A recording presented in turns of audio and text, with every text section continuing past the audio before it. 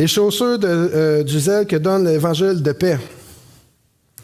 Le zèle, c'est être prêt à faire quelque chose. La paix, c'est l'état tranquille d'une âme assurée de son salut par le Christ et ne craignant ainsi rien de Dieu et satisfait de son sort terrestre, quel qu'il soit.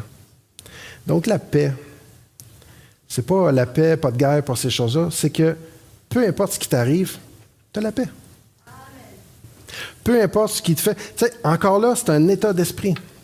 Et le meilleur exemple que j'ai, c'est Paul. Paul, c'est peu importe ce qui arrivait, il mettait toujours ça, il tournait ça toujours à gloire à Dieu. Donc, peu importe ce qui arrivait, qu'il soit pauvre, qu'il soit riche, qu'il soit en prison, qu'il soit libre, qu'il soit en train de naufrage, qu'il est en train de se faire lapider, qu'il est en train et peu importe c'est quoi, c'est toujours merci Seigneur.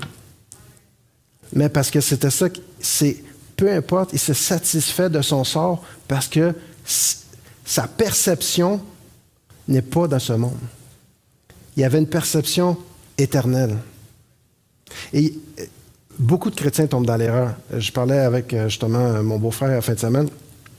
Il y a beaucoup de chrétiens qui tombent dans l'erreur où ils veulent leur satisfaction maintenant. Je veux une belle maison, je veux un beau char, je veux ci, je veux ça, je veux être bien, je veux me créer mon propre paradis sur terre. Mais je veux faire ce que moi je veux et non ce que Dieu veut. Et en créant son propre paradis sur terre qu'on veut tout, on oublie que notre vie, c'est pas ici, c'est au ciel. Et tombez pas dans ce piège-là. C'est un piège que l'ennemi a très bien formé, que, je reviens encore à la confiance d'argent, comment que, tu vas être bien avec beaucoup d'argent, là, une grosse maison, tu vas avoir plein d'affaires, c'est le fun. Non, c'est pas, ici, notre but, c'est pas de créer notre propre paradis. Notre but, c'est de servir Dieu. Peu importe la condition.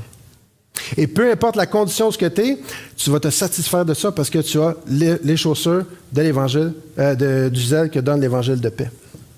Et même quand Paul s'est fait arrêter, il était à Rome. Il dit, il faut que j'aille à Rome parce qu'il faut que j'aille parler de Jésus. Il était satisfait de son sort, même s'il allait se faire condamner, peu importe. Il dit, il faut que j'aille parler de Jésus aux Romains. Donc on voit comment la perception de Paul était complètement différente de ce qu'on peut voir aujourd'hui. Puis ici, ce qui est intéressant aussi, c'est les chaussures du zèle. C'est toujours relié, comme je vous parle beaucoup de Paul, mais c'est toujours relié à l'évangélisation. Pourquoi? Parce que dans Romains 10, 13 à 15, ça dit « Car quiconque invoquera le nom du Seigneur sera sauvé. Comment donc invoquera-t-il celui en qui ils n'ont pas cru? » Question.